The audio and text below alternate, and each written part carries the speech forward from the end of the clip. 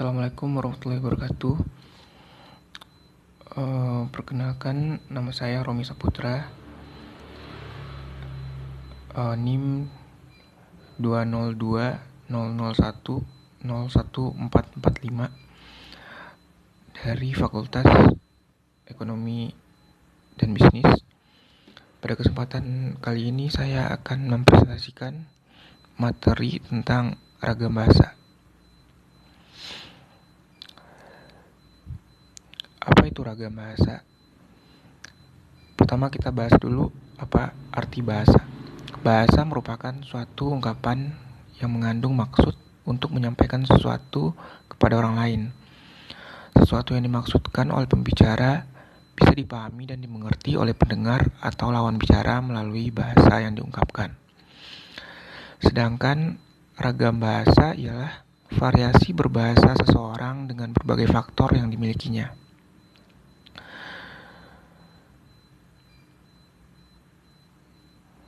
Selanjutnya, jenis-jenis ragam bahasa. Yang pertama, ragam bahasa menurut media atau sarana. Penggunaan bahasa berdasarkan media pengantarnya atau sarana yang digunakan terbagi atas dua. Yang pertama, ragam lisan, dan yang kedua, ragam tulis. Ragam bahasa lisan.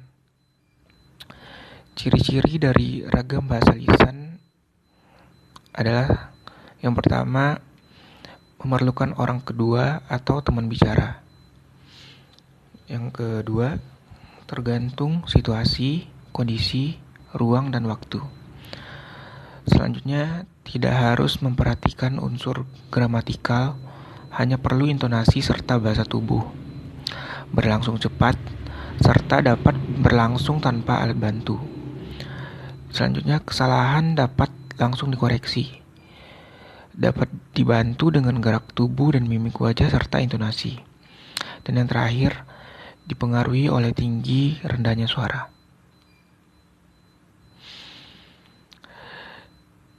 Yang kedua, ada ragam bahasa tulis.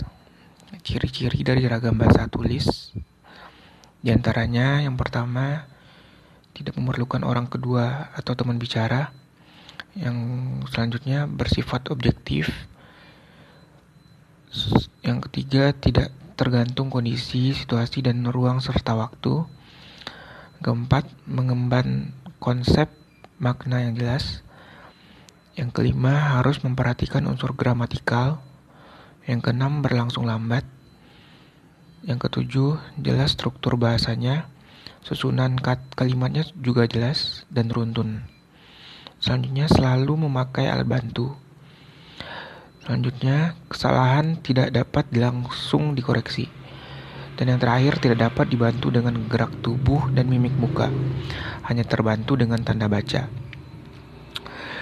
Dari ciri-ciri kedua ragam bahasa tersebut ini, terlihat bahwa ciri-ciri dari ragam bahasa tulis merupakan kebalikan dari ciri-ciri ragam bahasa lisan.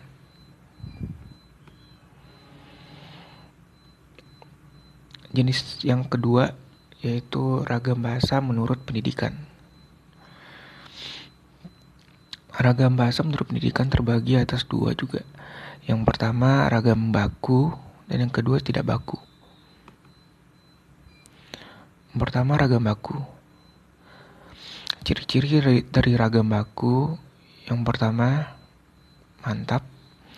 Mantap artinya sesuai dengan kaidah bahasa. Sebagai contoh, kalau kata rasa dibubuhi awalan pe, akan terbentuk kata perasa. Yang kedua, yaitu dinamis. Dinamis artinya tidak statis atau tidak kaku.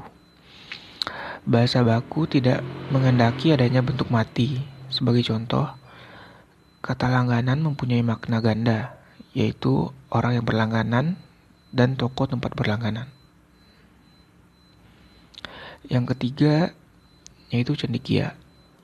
Ragam baku bersifat cendekia karena ragam baku dipakai pada tempat-tempat resmi.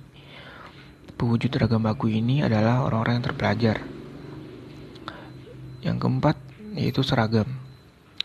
Ragam baku bersifat seragam. Pada hakikatnya, proses pembakuan bahasa ialah proses penyeragaman bahasa. Dengan kata lain, pembakuan bahasa adalah pencarian titik-titik keseragaman. Jenis ragam bahasa yang ketiga yaitu ragam bahasa berdasarkan ragam bahasa dalam bidang wacana.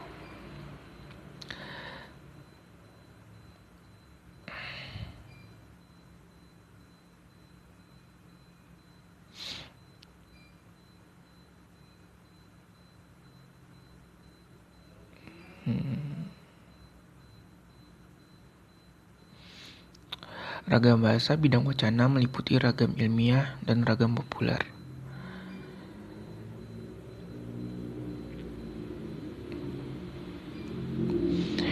Ciri-ciri dari ragam ilmiah diantaranya yaitu yang pertama, bahasa Indonesia ragam baku.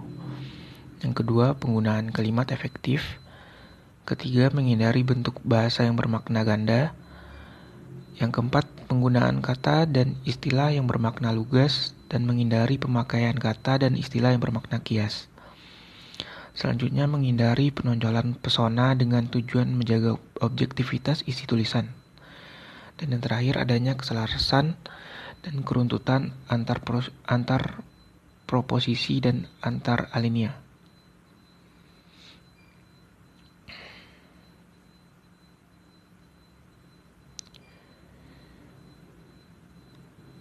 Jenis ragam bahasa yang keempat yaitu ragam bahasa menurut cara pandang penutur. Berdasarkan cara pandang penutur, ragam bahasa Indonesia terdiri atas beberapa ragam, di antaranya adalah ragam dialek, ragam terpelajar, ragam resmi, dan ragam tak resmi. Jika ditelusuri lebih jauh, ragam berdasarkan cara pandang penutur dapat diperinci lagi berdasarkan ciri yang pertama, kedaerahan, yang kedua pendidikan, dan yang ketiga sikap penutur.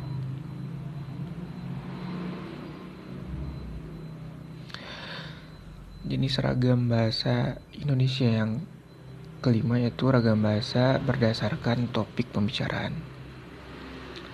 Berdasarkan topik pembicaraannya, ragam bahasa terdiri atas yang pertama ragam politik, yang kedua ragam hukum, yang ketiga ragam sosial dan fungsional, yang keempat ragam jurnalistik, dan yang terakhir ragam sastra.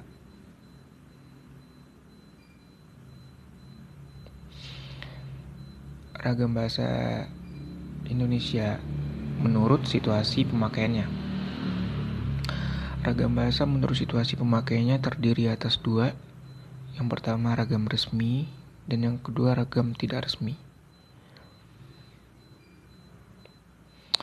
Ciri-ciri dari ragam bahasa resmi, yang pertama menggunakan unsur gramatikal secara eksplisit dan konsisten. Yang kedua menggunakan imbuhan secara lengkap. Yang ketiga menggunakan kata ganti resmi. Yang keempat menggunakan kata baku. Yang kelima menggunakan EYD, dan yang terakhir menghindari unsur kedaerahan.